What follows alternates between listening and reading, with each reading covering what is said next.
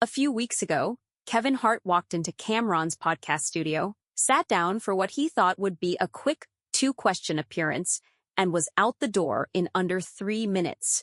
Not because he had somewhere to be, not because of an emergency. He left because Cameron asked him one question, 4 words, and Kevin Hart, one of the highest-paid entertainers on the planet, decided his best move was to stand up and walk straight out without saying a single word.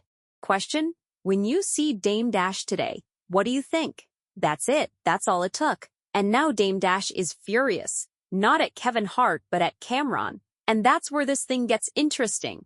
To understand why Dame reacted the way he did, you have to understand what Cameron's show, Talk with Flea, actually is. It's not a sit-down interview show where publicists prep the guests beforehand. Cam runs it raw. He's pulled Jay-Z's catalog apart, asked about rap feuds that everyone else tiptoes around, and called people out mid-sentence. He built the show's reputation on asking exactly what you're not supposed to ask. Kevin Hart knew this. He said it himself when Cam first tried to get him on the show earlier that same day. Hart turned him down flat, joking that it was the most dangerous show in the world. He compared it to walking into traffic with a blindfold on. So when Hart happened to walk past the studio a few hours later and Cam spotted him through the window and yelled, "Yo, Kev! Come on in." One question. Just one question. Hart should have kept walking. He didn't. He walked in, laughing, sat down, and even joked on the way through the door. "Don't mess up my career." That line landed as comedy. It turned out to be prophecy. Cam opened with something light. A question about Hart's viral reaction to Don Sadel, revealing he was 56 years old. Hart played along, laughed, explained himself. Normal stuff. For about 30 seconds, it looked like this was going to be one of those quick, funny celebrity drop-ins that gets a few million views and everyone moves on. Then Cam pivoted. He reminded Hart that his very first film role came from a 2002 movie called Paper Soldiers, a low-budget comedy written, directed, and produced by one Dame Dash. Cam was in that movie too. So was Jay-Z, Beanie Sigel, and a handful of other Roc-A-Fella artists. Hart played a rookie burglar. It was his film debut. So Cam looked at him and said, "When you see Dame Dash today, what do you think?" Kevin Hart stood up, didn't sigh, didn't roll his eyes, didn't do the diplomatic Hollywood smile and redirect. He just stood up and walked out. Cam and his co-hosts couldn't stop laughing. The moment was already clipped, uploaded, and going viral before Hart even made it to the parking lot. Most people assumed Dame Dash would find the moment funny, or would at least be indifferent. After all, Hart walking out looks, on the surface, like Hart refusing to talk bad about Dame, which you could spin as a sign of respect, but Dame didn't see it that way at all. He went on Art of Dialogue and made his position clear. His issue wasn't Kevin Hart's reaction. His issue was that Cameron asked the question in the first place. Dame's exact take. He thought it was strange, his word, not ours, that Cameron would put another man in the position of being asked what he thinks about Dame Dash on camera. "What do you think of this person?" is a way of inviting commentary, stirring up sentiment, and making the subject of that question. In this case, Dame himself, the topic of discussion without his participation. Dame broke it down further. He talked about a moment that most people don't know about. Back on the set of Paper Soldiers in 2002, Kevin Hart, then a nobody trying to break through, was apparently making fun of Cameron. Cam had shown up wearing UGG boots, and Hart was clowning him for it. When Dame found out, he confronted Hart directly, told him it wasn't a good look to mock one of his clients, and put a stop to it. Dame's point was this: he defended Cameron back then. He looked out for him. And now, all these years later, Cam is using Dame's name as a punchline on his podcast, as a device to get a reaction out of Kevin Hart, not as someone to be honored or protected, but as a prop. Dame said he's tired of it, but he also made it clear he's not going to sit quietly while it keeps happening. If the Kevin Hart moment was the thing that went viral, what Dame said about Cam's career was arguably sharper. Dame didn't just react to the podcast clip. He went on a full run about what Cameron has become, and his primary target was, "It is what it is." The sports commentary show Cam co-hosts with Mace. Dame built his identity, his entire public brand, around the concept of being a boss, not just financially, but aesthetically. How you dress, how you carry yourself, what you choose to spend your time on. These things matter deeply to Dame. He's talked about it for 30 years. The whole philosophy of Roc-A-Fella, the way he ran it, the image he pushed, it was always about a particular kind of cool, intentional, elevated, never derivative.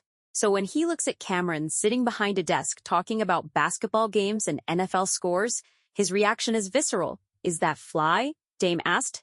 That's not no fresh thing. Fly guys don't talk about sweaty men. He went further. You gonna go in the locker room with people taking showers and talk about them? We used to laugh at that type of thing. In Dame's view, being a sportscaster is about analyzing other men's physical performance for a living. You're not creating anything. You're not owning anything.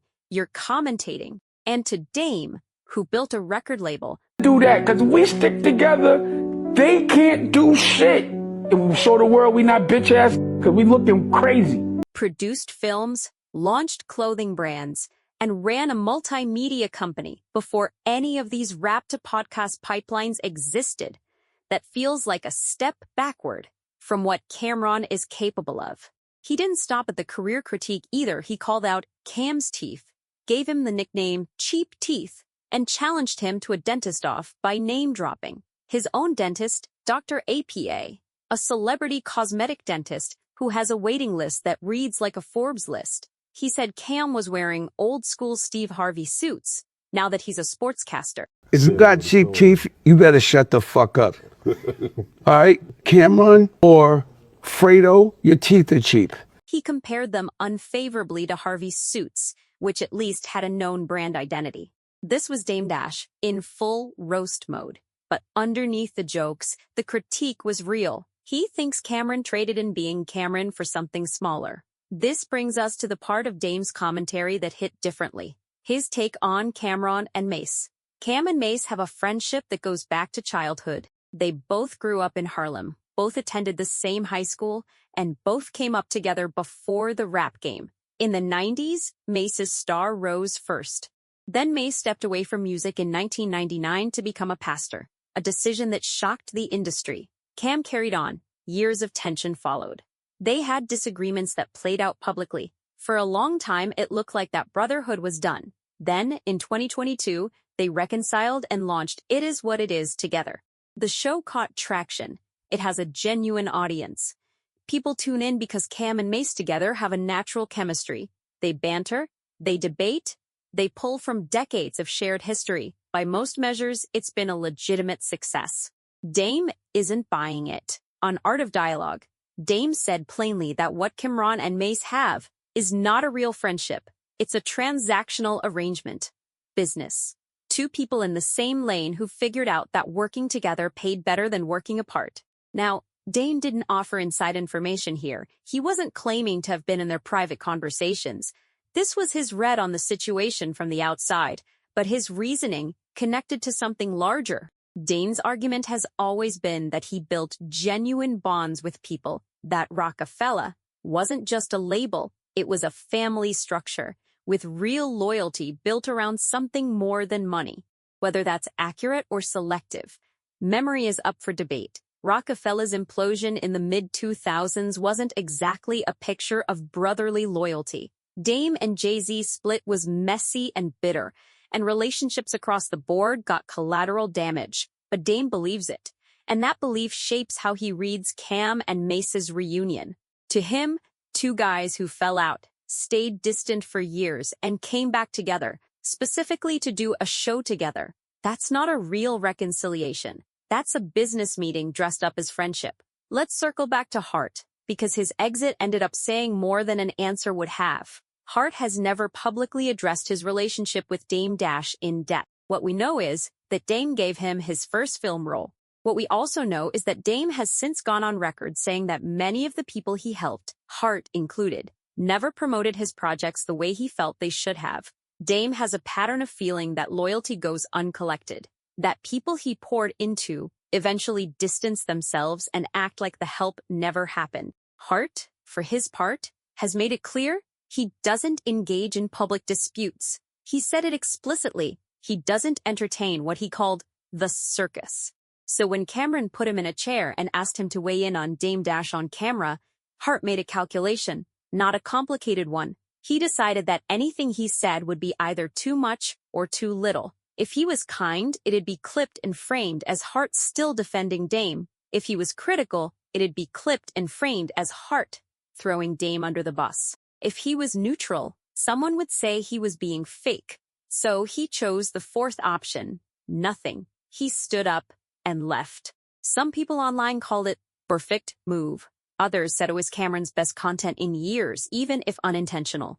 Dame, as we've covered, didn't see it as flattering, but Cameron defended the question after the fact, calling it legitimate and fair, pointing out that Hart and Dame share real history, and asking someone about a person they've worked with is not inherently an attack. That's technically true, but context matters. And the context here was a podcast specifically known for detonating conversations, one that Hart himself called the most dangerous show in the world. Cam knew what he was doing. He was hoping Hart would say something. Hart didn't, and the walkout became the clip. Pull back from the individual moments, and the picture is this. Dame Dash is watching Cameron build something without him, and it bothers him. Not because Dame is broke or irrelevant. Dame has always had projects in motion, always had a platform. But there was a time when Dame and Cam were in the same orbit. They were Harlem. They were Roc-A-Fella. They were the same world. Now, Cam has a successful show, a genuine media presence, a rebuilt friendship with Mace, and Dame is on Art of Dialogue talking about Cam's teeth. Dame's critiques, whether about the sportscaster pivot, the transactional dynamic with Mace, or the Kevin Hart interview, all have something in common. They're the critiques of someone who still thinks he knows Cameron better than the audience does, who believes the current version of Cam is somehow less than what he was supposed to be. Cameron, to his credit, has mostly kept his responses short and sharp. He said on his own show last month that their beef has reached a point of no return.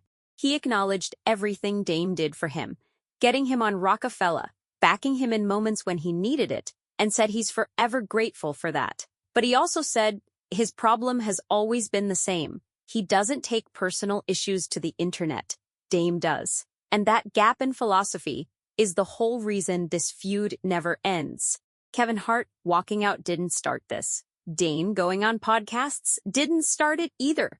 The roots go back to the Roc-A-Fella days, to the way that label collapsed and scattered everyone inside it in different directions. Some rebuilt, some are still rebuilding, some are still angry about the way it ended. What happened on Talk with Flea was just the latest scene in a story that's been running for over 20 years, and based on the fact that Cameron dropped a diss track called Do the Dusky Targeting. Dame just days after all of this. It's clear the story isn't close to over. The podcast chair is still warm, the question's still hanging in the air, and Dame Dash is still talking.